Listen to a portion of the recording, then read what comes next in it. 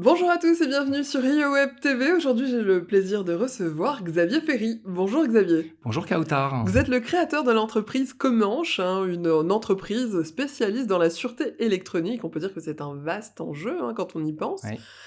On peut dire que Comanche est différenciant sur le marché des intégrateurs. Alors pourquoi ça?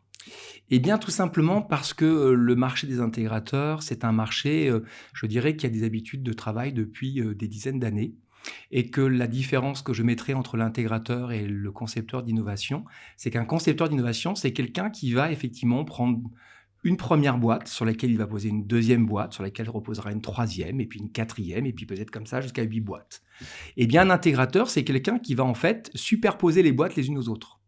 Et quand vous superposez effectivement plusieurs solutions techniques différentes, eh bien, évidemment, elles se ralentissent les unes les autres. Parce qu'effectivement, je dirais que globalement, il y a un problème d'équilibre, puisque quand vous mettez 8 boîtes les unes sur les autres, effectivement, l'équilibre est difficile.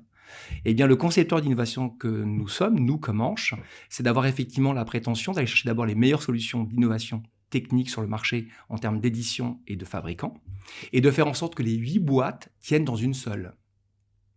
Et en étant dans la seule et même boîte, eh bien, on optimise 8 fois plus vite la capacité des solutions à tourner ensemble.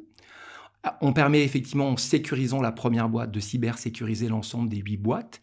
Et finalement, le concepteur d'innovation, eh bien, c'est quelqu'un qui fait parler dans une seule boîte l'ensemble de toutes les solutions d'aujourd'hui et de demain. Et c'est ce qui vous permet de vous autoproclamer concepteur d'innovation. Alors moi, je ne me suis pas autoproclamé. Je dirais qu'aujourd'hui, c'est le marché qui est en train de considérer que nous sommes peut-être en train effectivement de définir une nouvelle forme de marché, et c'est eux d'ailleurs qui nous ont trouvé ce label de concepteur d'innovation.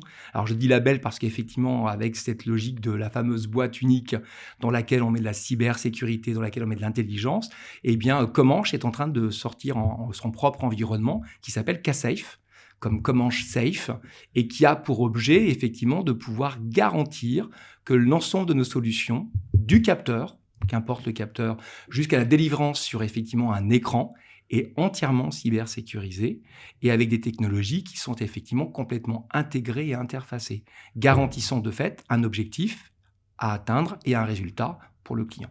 Donc vous avez de nombreuses solutions que vous mettez en pratique et que vous développez au fur et à mesure. Donc là, j'imagine que vous êtes en train de travailler sur de nouvelles technologies innovantes.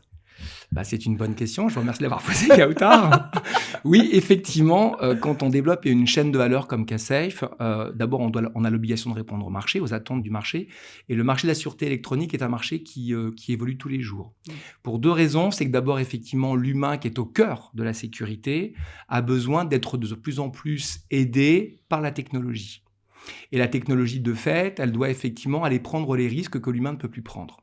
Et donc, en l'occurrence, d'ailleurs, l'objectif, c'est d'arriver à ce qu'on appelle aujourd'hui l'homme augmenté, c'est-à-dire de faire en sorte que l'opérateur sûreté humain soit le plus capé en termes de technologie pour pouvoir effectivement mieux définir et réagir à sa mission. Et dans ce contexte-là, aujourd'hui, on est en train de développer 3 nouvelles solutions.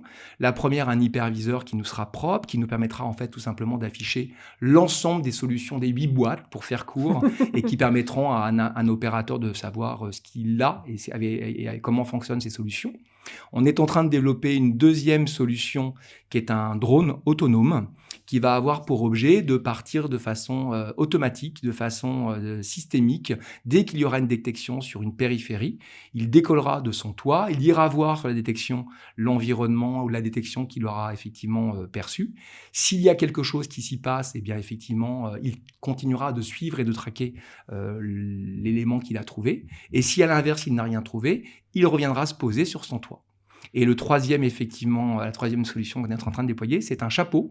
Et l'objectif de ce chapeau, c'est simplement de permettre de sortir tous les jours une feuille A4 à un directeur sûreté, de manière effectivement à piloter à vue et à distance l'ensemble des solutions de sécurité qu'il a déployées sur son site, de manière à comprendre ce qui fonctionne, ce qui ne fonctionne pas et ce qui peut être optimisé. Mais ce type de prestations et de technologies s'adresse à quel type de prestataire? Alors, et il est vrai on s'adresse principalement, on va dire, aux opérateurs d'importance vitale de façon les plus importantes. Donc, globalement, on pourrait considérer les plus grandes entreprises françaises qui ont des enjeux de sécurité. C'est quand même le cœur du métier, c'est aussi l'État, bien évidemment. Ça peut être aussi des très belles PME et ETI qui ont des choses à protéger. Je pense à des parfumeurs, je pense à des gens qui font des très beaux sacs, je pense à des gens qui font de très belles montres, pour revenir sur notre petite interlude. Donc voilà, ce sont effectivement, en tout cas, l'objet de la sécurité tel qu'on la pratique, elle est quand même préconisée pour des gens qui ont un enjeu de véritable sécurité et des biens et des personnes. Et où est-ce que vous trouvez toutes ces solutions et ces produits? Exactement. Bon, ça c'est très simple pour de trouver les solutions, puisqu'on s'appuie sur un groupement d'entreprises qui s'appelle le French Shield, donc French Shield comme bouclier français. Pardon pour l'appellation anglaise, mais notre prétention était de partir à l'international. Et l'intérêt du French Shield, c'est d'avoir réuni une quarantaine de PME, d'ETI françaises, qui sont principalement et tous d'ailleurs des fabricants ou des éditeurs. Et ce qui est intéressant avec ces fabricants et ces éditeurs, c'est que d'abord, il faut le savoir, les PME aujourd'hui en France, ce sont elles qui détiennent l'innovation des technologies de demain. Le deuxième avantage d'avoir effectivement des fabricants français, ce sont effectivement, d'ailleurs pour certains, on a des brevets mondiaux qui font partie effectivement de ce groupement, on a des brevets français, on a des leaders européens dans leur expertise et compétences. Donc en fait, comment, je sais pas compliqué, il s'appuie simplement sur les partenaires du French Shield et il les intègre, il prend les 8 boîtes, les 9 boîtes, les 10 boîtes dont j'évoquais tout à l'heure et il les réduit à une seule. Et ce qui est important pour vous, c'est vraiment de travailler français. Ah, c'est plus qu'une volonté, c'est un concept, ou c'est même plus un concept, c'est une volonté.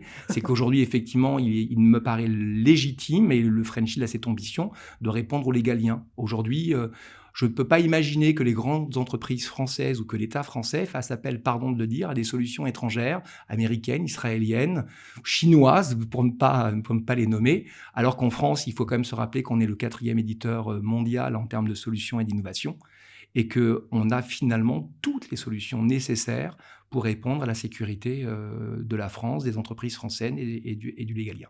Quelque part, c'est pour ça que vous vous êtes rajouté sur ce marché-là?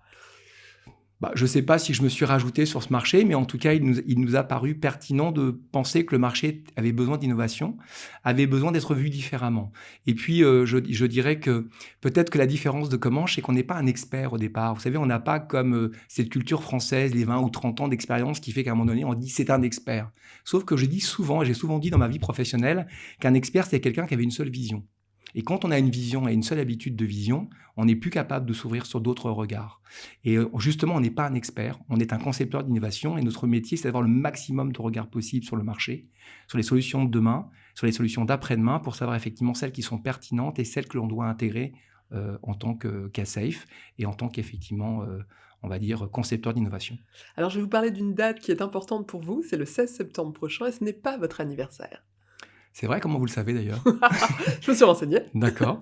Eh bien oui, vous avez raison, le 16 septembre, c'est l'inauguration du French Shield. Nous nous sommes installés en fait sur une ancienne base militaire qui appartenait à la Direction générale des armées à Vernon, première ville de Normandie après le 78, donc c'est pas si loin de Paris finalement. Et nous allons effectivement le 16 septembre tout simplement présenter un salon franco-français des compétences et expertises de ces fameuses entreprises du groupement French Shield pour présenter globalement une chaîne de valeur globale qui nous permet effectivement de prétendre que nous avons les solutions pour répondre justement aux attentes du marché, avec des solutions franco-françaises, des fabricants franco-français, des éditeurs franco-français, et le tout assemblé dans un environnement qui fait que, comme on l'a évoqué, une fois assemblés ensemble, on peut à peu près répondre à toutes les demandes. Et voilà, et le 16 septembre, c'est l'inauguration du French Shield. Eh bien, Xavier Ferry, merci d'avoir été avec nous. Et puis, j'attends mon invitation pour le French Shield du 16 septembre. Mais ne l'attendez pas, vous l'avez déjà, Kautar. Merci en tout cas. Merci beaucoup. Avec plaisir.